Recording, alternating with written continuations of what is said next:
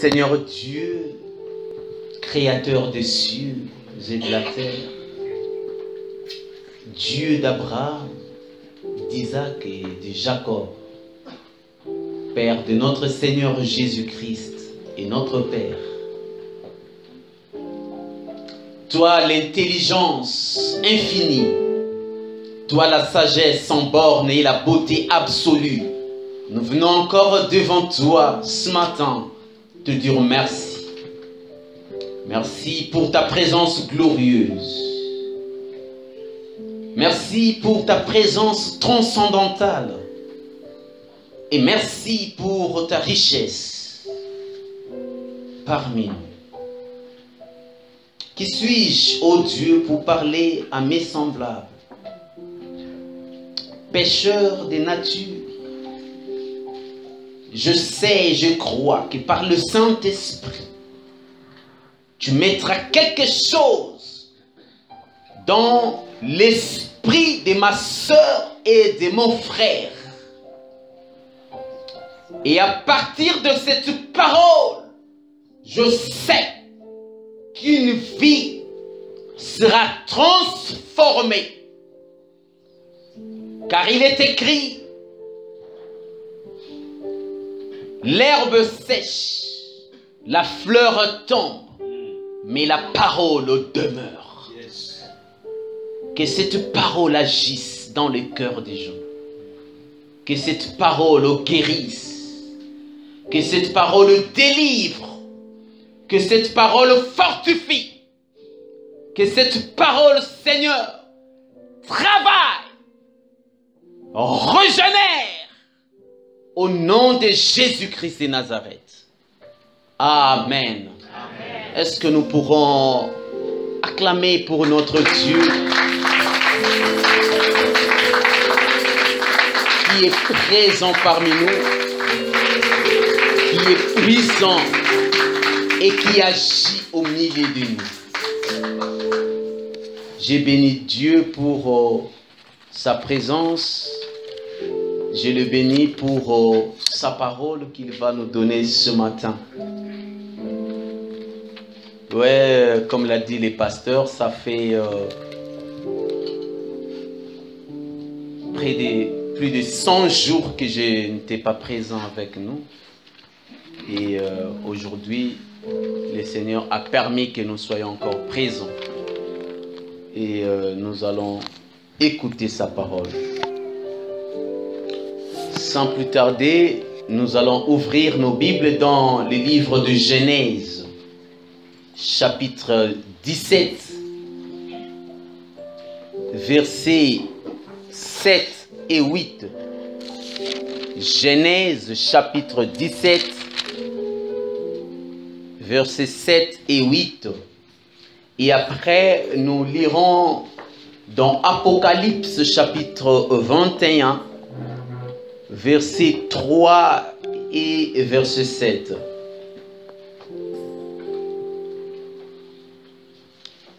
J'ai lu dans Genèse 17, 7 à 8. J'établirai mon alliance entre moi et toi et tes descendants après toi selon leur génération. Ce sera une alliance perpétuelle en vertu de laquelle je serai ton Dieu et celui de ta postérité après toi.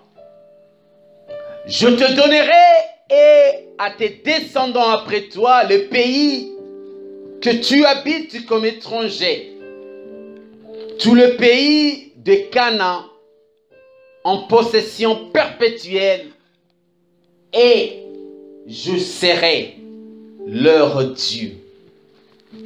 Apocalypse chapitre 21, le 3e et le 7e verset. Et j'entendis du trône une forte voix qui disait: voici le tabernacle de Dieu avec les hommes. Il habitera avec eux et ils seront son peuple et Dieu lui-même sera avec eux. le verset 7e. C'est lui qui vaincra, héritera ces choses. Je serai son Dieu et il sera mon fils. Amen. Amen. Est-ce que nous pouvons nous asseoir? Ce matin, bien-aimés dans le Seigneur, je voudrais partager avec nous cette parole. Mais laissez-moi bien avant tout, encore une fois de plus, remercier les pasteurs aimés pour la confiance qu'il n'a cessé de témoigner à ma modeste personne pour pouvoir partager avec nous la parole du Seigneur. Et lui ainsi que toute son équipe, je leur dis encore une fois de plus merci. Et je sais que le Seigneur est avec nous. Merci de votre présence. Sans vous, nous ne pouvons pas nous mettre debout pour prêcher ou enseigner. Et je sais que le Seigneur va faire quelque chose ce matin. Et nous partirons avec des éléments qui vont nous aider. Je voudrais parler à quelqu'un ce matin d'un sujet que j'ai intitulé « L'Éternel sera ton Dieu ». L'Éternel sera ton Dieu. Cette phrase n'est pas de moi. C'est une phrase que Dieu lui-même a prononcée lorsqu'il était en train d'évoluer avec Abraham, quand il a vu comment est-ce qu'Abraham a obéi à sa voix. Quand il a remarqué comment est-ce qu'Abraham était en train de marcher avec lui. Et après, il a conclu une alliance avec Abraham. Laissez-moi vous rappeler que dans la Bible, bien-aimé dans le Seigneur, Dieu a conclu 8 alliances. Et dans l'Ancien Testament, il y a 7 alliances qui couvrent la relation entre Dieu et les hommes. Et dans le Nouveau Testament, il y a la 8e alliance qui est l'alliance de Golgotha. Et parmi les 7 premières alliances de l'Ancien Testament, il y a l'alliance que Dieu avait faite avec Adam, qu'on appelle l'alliance adamique. Il y a l'alliance que Dieu a faite avec Noé, où il avait juré de ne plus jamais tuer le genre humain par des inondations ou par le déluge. Et après, il y aura une alliance qui va conclure avec Abraham. C'est de cette alliance qu'il s'agit. Lorsqu'il lui dit, j'établirai mon alliance entre toi, entre moi et toi, et tes descendants après toi, selon leur génération. Ce sera une alliance perpétuelle. Lorsqu'on parle de perpétuelle, c'est-à-dire il s'agira d'une alliance éternelle. Une alliance qui ne sera pas abolie. Une alliance qui ne prendra plus de fin. Une alliance qui restera à jamais et à perpétuité. Mais pendant qu'il est en train de faire cette alliance, je ne vais pas vous enseigner toutes les alliances aujourd'hui. Il a fait une alliance avec Moïse, qu'on a appelée l'alliance de Sinaï. Et après, il va faire une alliance avec David. Il a renouvelé avant David aussi l'alliance. Mais dans cette alliance qu'il est en train de conclure avec Abraham, le socle de celle-ci est qu'il est en train de lui dire, je serai ton Dieu. Et c'est lui de ta postérité avec toi. Je serai ton Dieu. Je suis en train de dire à quelqu'un que l'Éternel sera ton Dieu. Amen. Peut-être que tu peux me poser la question. J'ai déjà cru au Seigneur Jésus-Christ. Et du coup, Dieu ou l'Éternel est mon Dieu, comment tu viens encore me dire au futur, tu viens encore dire que le Seigneur sera mon Dieu? Est-ce qu'aujourd'hui, il n'est pas mon Dieu? Tu peux me dire, mais pourquoi tu le conjugues au futur? Au lieu de dire que l'Éternel est ton Dieu, mais tu me dis l'Éternel sera ton Dieu. Pourquoi tu dis qu'il sera ton Dieu? Et lui-même, Dieu, quand il était en train de dire à Abraham que je serai ton Dieu, ne l'avait-il pas été avant?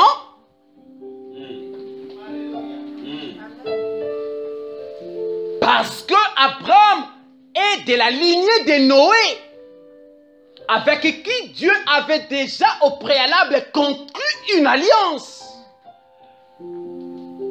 Et pourquoi il doit encore dire à Abraham que je serai ton Dieu, alors qu'il a déjà été le Dieu de Noé, qui est l'ancêtre d'Abraham?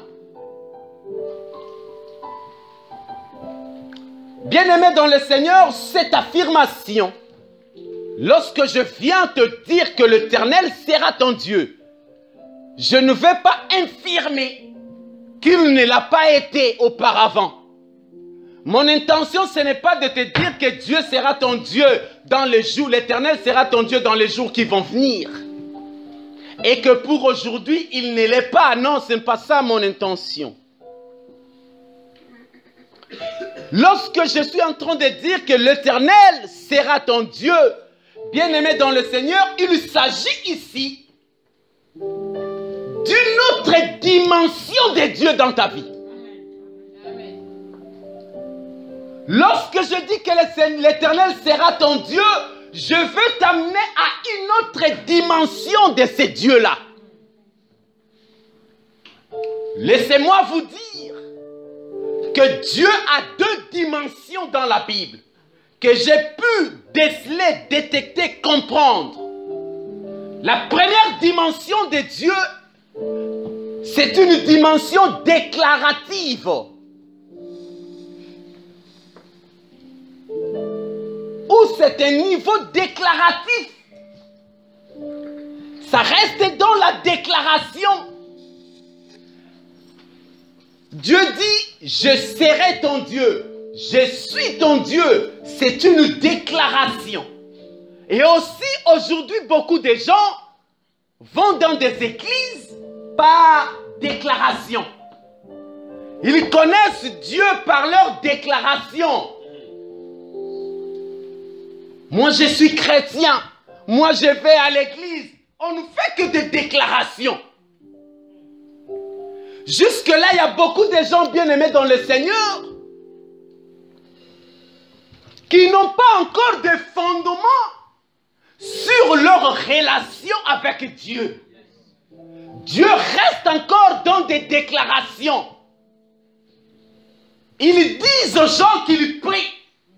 Ils disent aux gens que Dieu, l'Éternel, est leur Dieu. Ça reste encore dans les déclarations.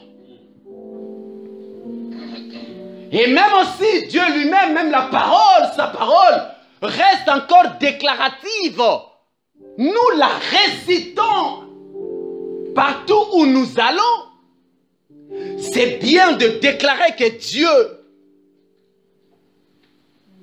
le créateur des cieux et de la terre, c'est notre Dieu. Mais ça ne suffit pas. Dieu n'a pas seulement une dimension qui est la dimension déclarative, mais aussi il a une autre dimension à laquelle je voudrais vous amener. C'est ce que j'appelle la dimension démonstrative. Dieu ne se limite pas seulement dans des déclarations. Il a un niveau déclaratif, mais il a aussi un niveau démonstratif. Lorsqu'il déclare, il doit démontrer. Bien-aimés dans le Seigneur, vous avez beaucoup déclaré que Dieu était votre Dieu. Mais nous devons passer à l'étape de démontrer que Dieu est notre Dieu. Amen. Yes. Vous avez fait la publicité de Dieu, c'est bien beau. Vous savez, quand vous suivez une publicité, on vous montre des choses, tout ça.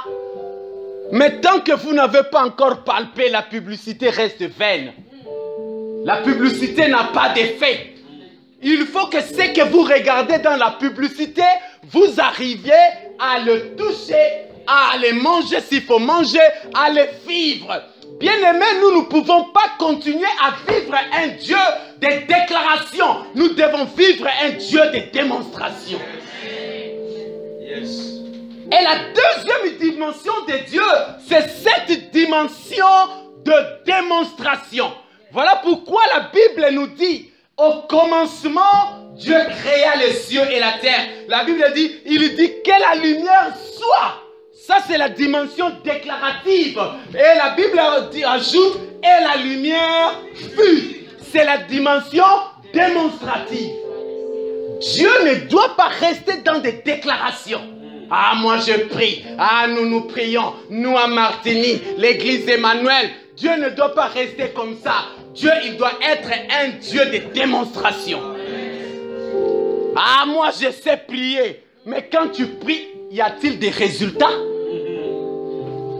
Est-ce que tu es capable de démontrer les dieux que tu pries? Est-ce que tu es capable de démontrer aux autres que tu pries les vrais dieux? Élie a dit au peuple, jusqu'à quand continuerez-vous à clocher de deux côtés? Vous devrez choisir aujourd'hui entre l'Éternel et Baal, qui est le vrai Dieu. Parce qu'il y avait trop de déclarations. Tellement qu'il y avait des déclarations, il y avait enfin la confusion. On n'arrivait plus à détecter, à comprendre entre Baal et Yahweh qui était le vrai Dieu. Et il dit non, on ne doit pas rester dans des déclarations. Notre Dieu n'a pas seulement une dimension déclarative. Nous devons passer à la dimension démonstrative. Le Dieu qui répondra par le feu, c'est celui-là qui est le vrai Dieu. Et on a érigé l'autel. Il a demandé au prophète de Baal, vous commencez. La Bible nous dit, ils ont commencé. Ils ont fait des incantations. Il n'y avait pas de résultats. Parce que Baal n'est pas Dieu. Amen. Yes. Mais la Bible nous dit, au moment de la présentation de l'offrande, Élie le prophète s'avança et dit, oh Dieu d'Abraham, d'Isaac et de Jacob, que l'on sache aujourd'hui que c'est toi qui es Dieu et je suis ton prophète. Que le feu descende. La Bible dit, le feu descendit, consuma l'holocauste et le bois et l'eau qui était là. Ce n'était plus l'étape de déclaration, mais c'était maintenant l'étape de démonstration. Je suis en train de dire à quelqu'un, l'Éternel sera ton Dieu. Non, tu n'as pas entendu. Je dis l'Éternel sera ton Dieu. C'est-à-dire, il ne restera plus un Dieu de déclaration, mais un Dieu de démonstration. Et je suis en train de dire à quelqu'un, tu dois passer de l'étape de déclaration à l'étape de démonstration. Et dans l'étape de démonstration, il y a deux choses. Soit c'est toi qui dois démontrer que l'Éternel est ton Dieu, soit c'est lui-même qui doit déclarer qu'il est ton Dieu.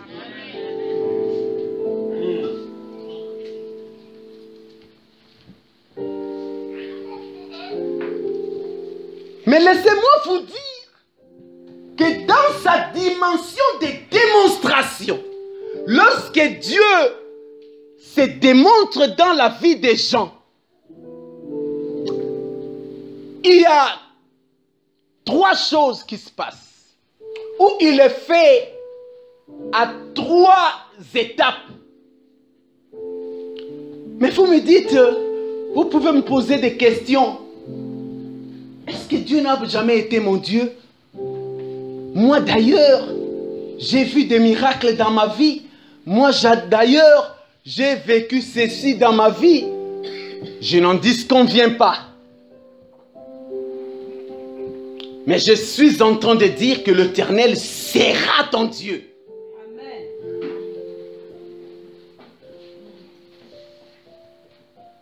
Pourquoi je le dis? Vous savez, en politique, lorsque quelqu'un est élu chef de l'État ou chef du gouvernement, on lui accorde 100 jours.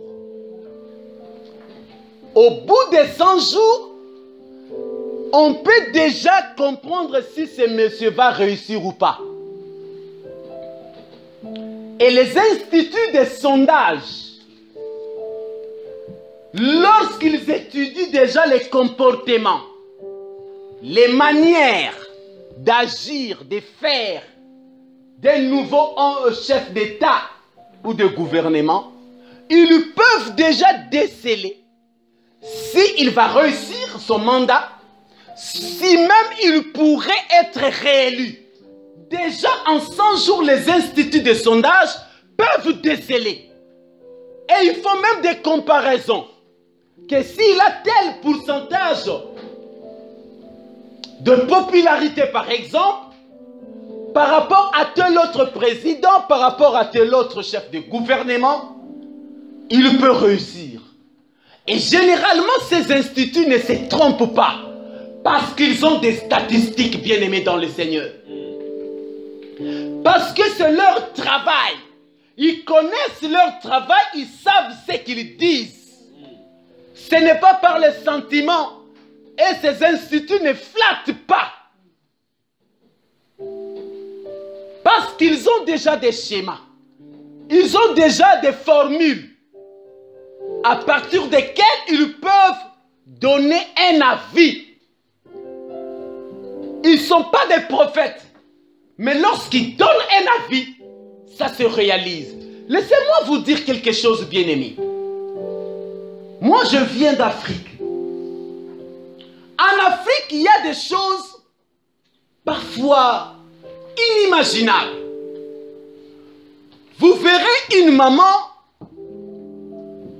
elle n'a pas fait la logopédie. C'est ça, Nephtali, la science qui étudie l'art de parler. Et une maman qui n'a jamais été infirmière, ni médecin, qui n'a jamais fait la logopédie. Mais elle voit un enfant de 9 mois. Elle regarde sa langue, elle vous dit cet enfant sera muet. Elle peut voyager, aller, je ne sais pas moi, en Mongolie, à Singapour. 10 ans après, quand elle reviendra, cet enfant-là sera muet. Vous voyez un enfant qui n'a à peine que 10 mois à peu près. Une vieille dame, elle vient, elle regarde l'enfant qui n'a pas encore commencé à bien marcher. Elle le touche aux pieds, aux jambes et tout ça. Elle vous dit cet enfant sera paralytique. Mais l'enfant n'a pas encore l'âge de marcher. Mais cette dame-là peut détecter que cet enfant sera muet, que l'autre sera paralytique. Alors qu'elle n'a jamais fait la kinésithérapie, cette dame-là. Mais au bout de quelques années, vous remarquerez que l'enfant n'arrive pas à marcher. L'enfant n'arrive pas à parler comme cette dame-là l'a dit. Elle a l'expérience. C'est ce qu'on appelle l'empirisme. C'est par expérience qu'elle sait si elle regarde le pied, les jambes de l'enfant. Elle peut vous dire cet enfant a moins de chances de marcher. Déjà, comme il est à bas âge, comme ça, vous pourrez trouver des solutions. Je suis en train de dire à quelqu'un, ça fait 29 ans que je suis en train de vivre avec Jésus. L'année prochaine, je totaliserai 30 ans dans les choses de Dieu. Et ces instituts bien-aimés de sondage On vous dira c'est un institut qui a 30 ans d'expérience. Quand on vous dit ça, que ce chef de l'État ne va pas renouveler son mandat, c'est comme ça. Je suis en train de vous parler comme quelqu'un qui a une expérience avec Dieu. Je te dis que l'Éternel sera ton Dieu. Amen. Oh, tu n'as pas bien entendu, l'Éternel sera ton Dieu. Amen. Ah, il sera ton Dieu parce qu'il va se manifester dans ta vie. Parce que maintenant, il y aura une dimension démonstrative dans ta vie. Tu ne dois plus faire des prières faibles maintenant. Tu dois faire des prières qui devront avoir des résultats. Tu dois avoir une foi démonstrative. D'ailleurs, quand nous lisons dans Hébreux chapitre 11, verset 1er, la Bible nous dit, « Or, la foi est une ferme assurance de choses qu'on espère. » C'est la dimension déclarative. Et après, on dit quoi? Une démonstration de celle qu'on ne voit pas. Dans la vie de Dieu, il y a toujours ces deux dimensions. La dimension de déclarer et la dimension de démontrer. Amen. Et quand je dis l'Éternel sera ton Dieu, je suis en train de te dire, peut-être que tu as toujours cru en Dieu. Peut-être que tu as fait des déclarations sur Dieu. Peut-être aussi que Dieu a fait des déclarations dans ta vie. Mais il n'est plus temps de rester dans les déclarations.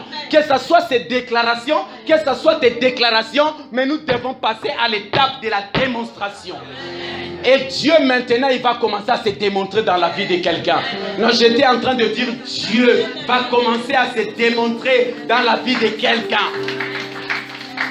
On s'est beaucoup moqué de toi. Cette fois-ci, Dieu va se démontrer dans ta vie. J'étais en train de dire que lorsque Dieu se démontre dans notre vie, il le fait en 3 niveaux ou en 3 étapes. La première étape, lorsque Dieu vient se démontrer dans ta vie, bien-aimé dans le Seigneur, il vient comme un Dieu révélationnel. Lorsque Dieu se démontre dans la vie de quelqu'un, la première des choses, il vient en tant qu'un Dieu révélationnel. Dis à ton voisin, révélation. Dieu, il vient d'abord se révéler. Dieu ne peut pas démontrer des choses dans ta vie s'il ne se révèle pas. Il est le Dieu de la révélation. Voilà pourquoi lorsque Moïse voulait aller délivrer les enfants d'Israël, la Bible dit il était en train de marcher dans le désert, dans le pays des Madian. Il a vu un buisson. Et ce buisson était en train de brûler sans se consumer. Il a entendu la voix. La Bible dit qu'il voulait contourner pour voir si c'était une vision. La voix sortie du buisson. Moïse, Moïse.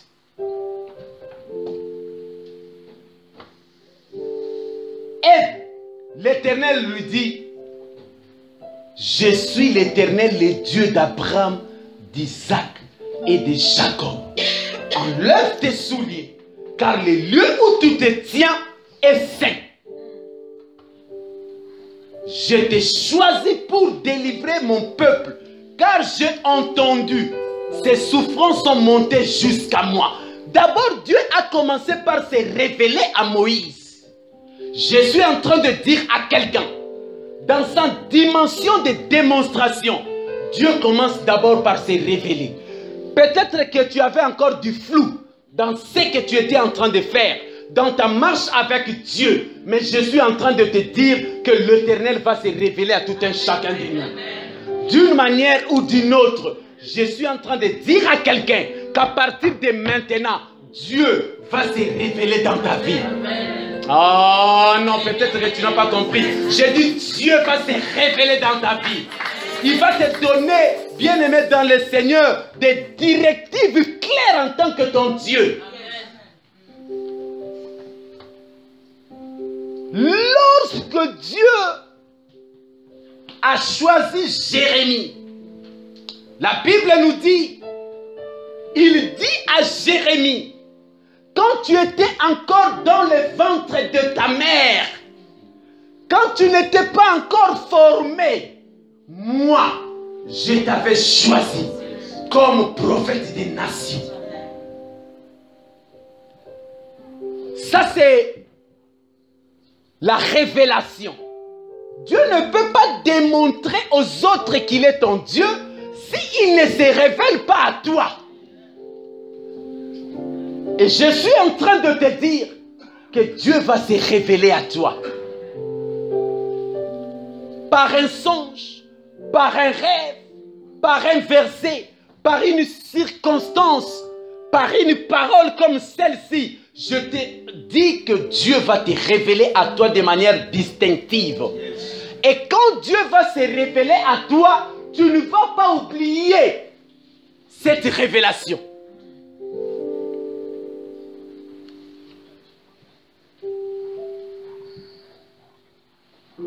On s'est beaucoup moqué de toi.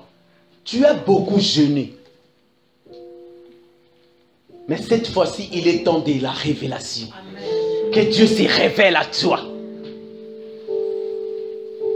C'est pourquoi il y a certaines personnes qui ont pris, prions pour le Saint-Esprit. L'Esprit de Dieu est là. Dieu va se révéler. Parfois, quelqu'un fait des yeux comme ça. Il est en train de chercher comment est-ce que Dieu peut se révéler à lui. Mais à la fin de la prière, il n'y a rien.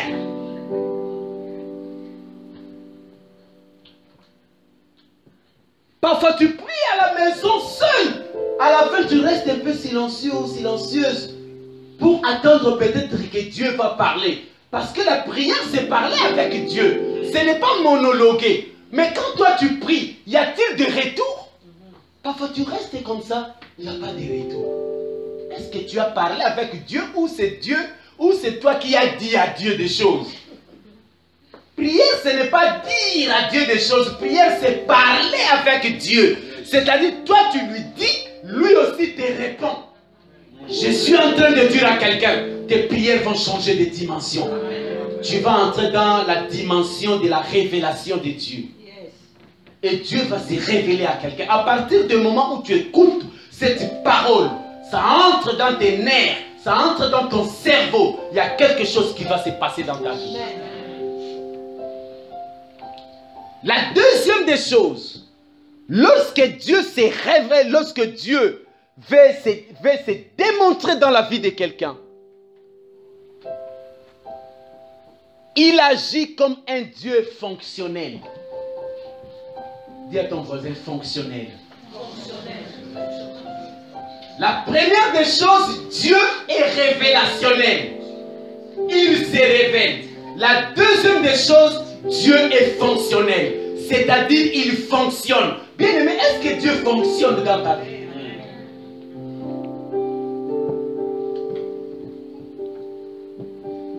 Depuis que tu pries, est-ce que Dieu a-t-il déjà fonctionné dans ta vie?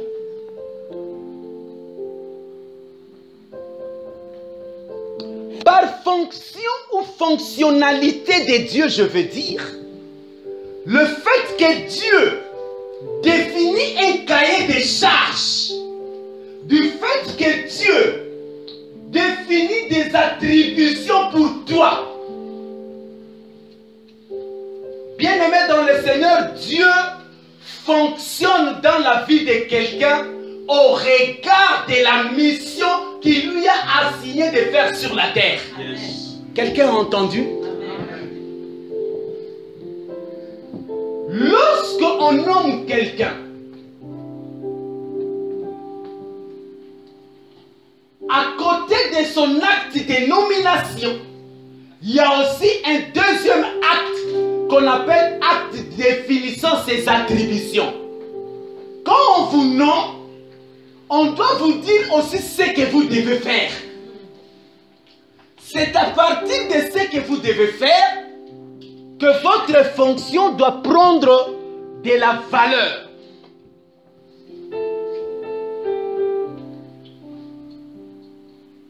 Vous êtes secrétaire comptable. On vous dit, on vous a nommé comme secrétaire comptable. Vos attributions sont les suivantes. Vous allez commencer à dresser des procès-verbaux. Vous allez tenir les cahiers comptables. Vous allez faire ceci, vous allez faire cela. Ce qui va se faire que pendant l'exercice de votre travail, si quelqu'un vous demande de faire quelque chose qui ne se retrouve pas dans vos attributions, ça serait un piège. Vous serez dans l'obligation de refuser de le faire parce que ce n'est pas dans vos attributions. Et quand il faudrait peut-être qu'on vous nomme à un poste supérieur, on va le faire au regard des attributions. Bien-aimés dans le Seigneur, lorsque je parle d'un Dieu fonctionnel, il s'agit d'un Dieu qui définit ce que vous devez faire dans la vie. Et lui maintenant, quand il va faire cette démonstration dans ta vie, il va le faire par rapport à ta mission sur la terre. Voilà pourquoi le Seigneur Jésus-Christ dans Luc chapitre 4, verset 16, il était en train de dire, l'Esprit du Seigneur est sur moi, parce qu'il m'a oint pour annoncer la bonne nouvelle aux pauvres, pour faire ceci, pour faire cela. Et Dieu devait l'accompagner et faire des démonstrations dans sa vie au regard des assignations qu'il lui a faites. Yes. Dieu ne sera pas démonstratif dans ta vie si tu ne connais pas ta mission. Dieu ne sera pas fonctionnel dans ta vie si tu ne sais pas qu'est-ce que tu dois faire. Parce que, bien-aimé dans le Seigneur, tout ce que Dieu fera dans ta vie, c'est en fonction de tes attributions, de ta mission sur la terre. Il n'agira pas au-delà de ta mission. Il n'agira pas à côté de ta mission. Il agira par rapport à ta mission.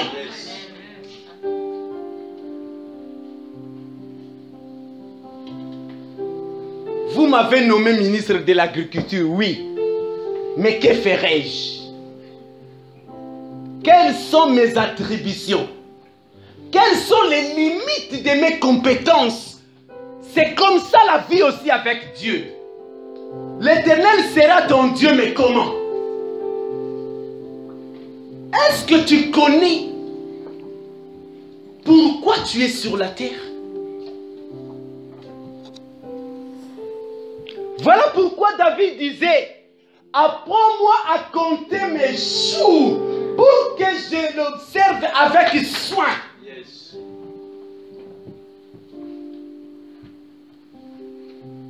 Voilà pourquoi Dieu doit être révélationnel, parce que c'est dans la révélation qu'il va te dire ce que tu devras faire. Et il va se comporter dans ta vie par rapport à ce que tu dois faire dans ta vie.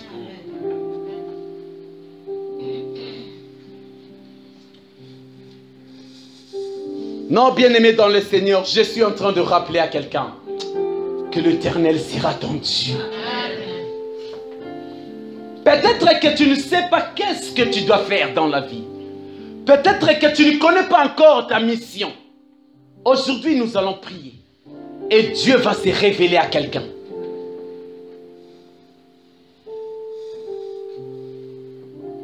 Voilà pourquoi, bien-aimé dans le Seigneur, notre Seigneur Jésus-Christ pouvait appeler Pierre Satan, mais il appelle Judas mon ami. Les gens n'aiment pas Judas. Les gens, ils savent que Judas, c'est le traître. Les gens parlent toujours du mal de Judas. Et les gens aiment Pierre qui posait beaucoup de questions à Jésus. Mais quand Jésus lui-même va faire les distinguo entre les deux, il dit à Pierre, arrière de moi Satan. Mais quand Judas vient le trahir avec des gens pour l'arrêter, il dit à Judas, viens mon ami. Pourquoi il appelle Pierre Satan et il appelle Judas son ami? C'était par rapport à sa mission. Il savait très bien qu'il devait mourir à la croix. Et il leur annonce que moi, je mourrai à la croix. Pierre est en train de dire, Seigneur, non, cette histoire ne peut pas t'arriver.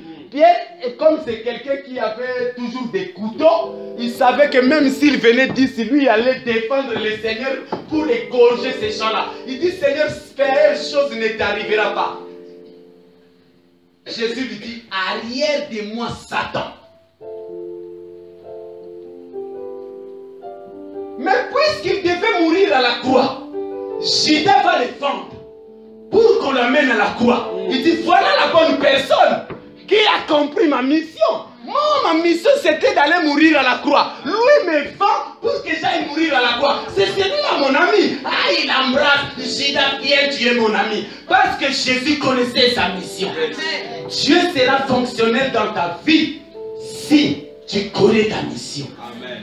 Et quand tu connais ta mission, certaines personnes peuvent paraître comme des ennemis. Mais toi, tu comprendras que ce ne sont pas des ennemis. Amen. Ce sont des amis. Bien-aimé dans le Seigneur, la personne qui est en train de te torturer, la personne qui est en train de te menacer, la personne qui t'injurie, elle n'est pas ton ennemi, mais elle est ton ami. Parce que la Bible dit, quand Dieu approuve le voie d'un homme, il dispose favorablement et ses ennemis. Bien-aimé, quelqu'un peut être ton ennemi, mais Dieu va les disposer pour ta grandeur.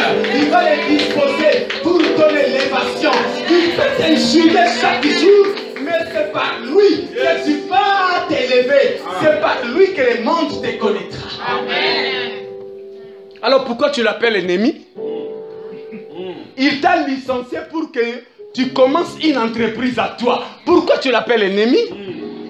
Dieu voudrait que tu sois DG, que tu sois chef d'entreprise. Mais tu travailles chez quelqu'un.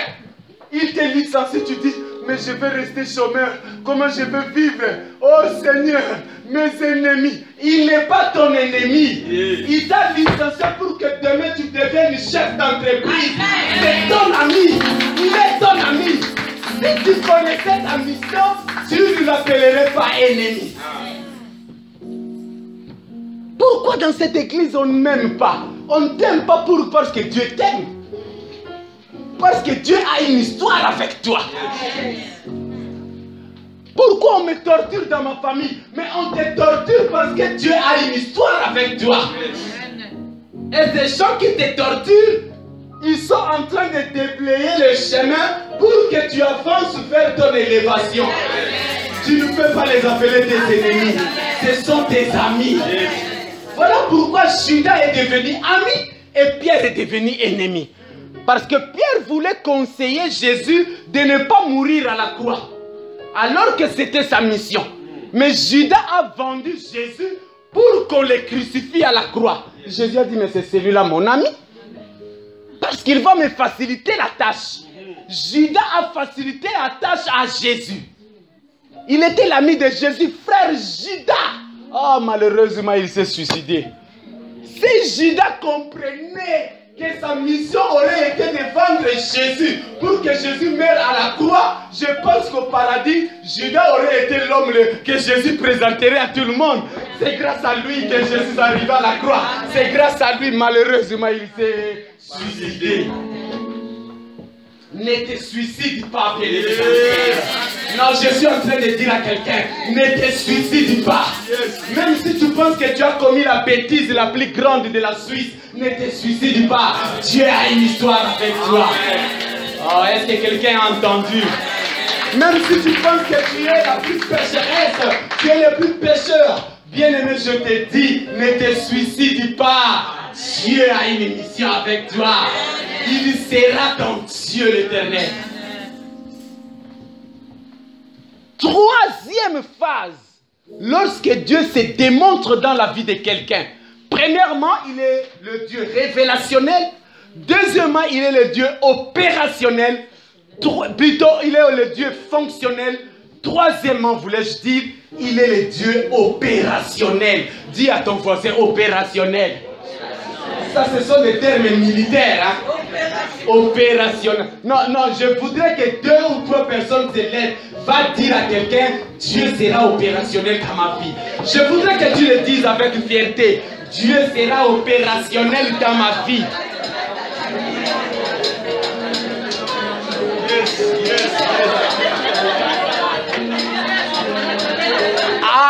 Alléluia.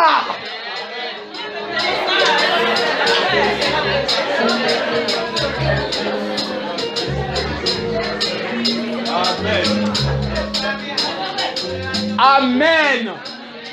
Je te dis, Dieu sera opérationnel dans ta vie. Oui. Quand Dieu se révèle, quand Dieu fonctionne, il finit par opérer. Notre Dieu, c'est un Dieu opérationnel. Je suis en train de dire à quelqu'un, l'Éternel sera ton Dieu. En d'autres termes, il sera opérationnel dans ta vie. J'ai conclu par ici. Dans Genèse chapitre 12, verset 3. Écoute ce que Dieu dit. Je bénirai ceux qui te béniront et je maudirai ceux qui te maudiront. Bien-aimé dans le Seigneur, l'opération, c'est le fait que Dieu entre en scène dans ta vie.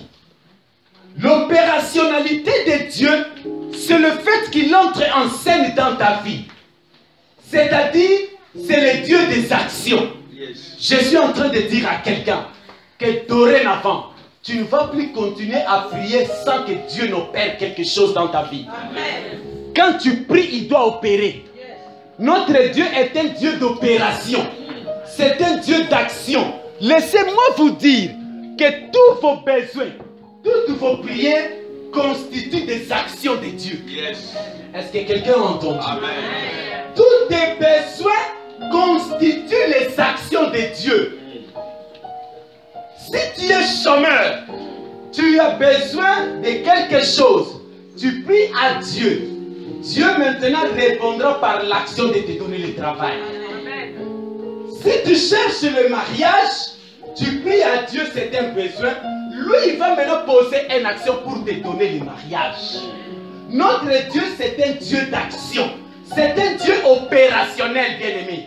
Il n'est pas un Dieu déclaratif, seulement nous restons dans des déclarations de prière. C'est un Dieu qui opère. Et lorsqu'il opère de deux manières. Premièrement, il opère en bénissant. Voilà pourquoi je suis en train de dire à quelqu'un que tu dois vivre la bénédiction de Dieu. Parce qu'il est ton Dieu. Il doit te bénir. Dans son opérationnalité, il agit de deux manières. Premièrement, c'est pour bénir. Quand il vient dans ta vie, il voit ce que tu manques. Et quand il agit, c'est pour te donner ce que tu manques. Et deuxièmement, il vient pour maudire. Il maudit qui? Toutes les personnes qui sont jalouses de ton élévation. Toutes les personnes qui font des incantations contre toi. Toutes les personnes qui parlent derrière toi et qui font ta mort. Lorsque l'Éternel arrive, c'est pour bloquer leur manière de faire et pour le faire comprendre que toi tu es la personne qu'il a élue et qu'il est ton Dieu. Il va les maudire. C'est pas moi qui le dis. Il dit, je bénirai ceux qui te béniront et je maudirai ceux qui te maudiront. À partir de maintenant, ne te soucie plus de tes ennemis. Amen. Dieu lui-même, il prend les choses en main. Bien-aimé dans le Seigneur, lui-même, il va faire des choses à partir de maintenant. Des opérations concrètes pour ta vie.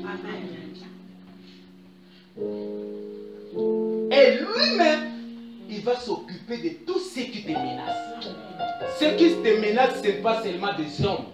Ça peut aussi être des esprits, ça peut aussi être des circonstances, ça peut aussi être des problèmes, ça peut aussi être,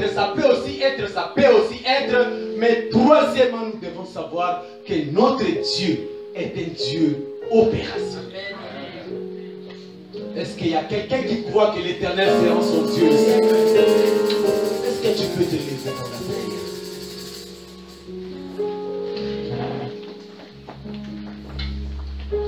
Non, c'est fini ce temps où nous devons toujours pleurer. Même dans la Bible, il n'y a qu'un seul livre qu'on appelle livre de lamentation. Il n'y a pas lamentation 1, lamentation 2, lamentation 3. Il n'y a qu'un seul livre qu'on appelle livre de lamentation. Mais pourquoi toi, ta vie doit rester toujours une lamentation?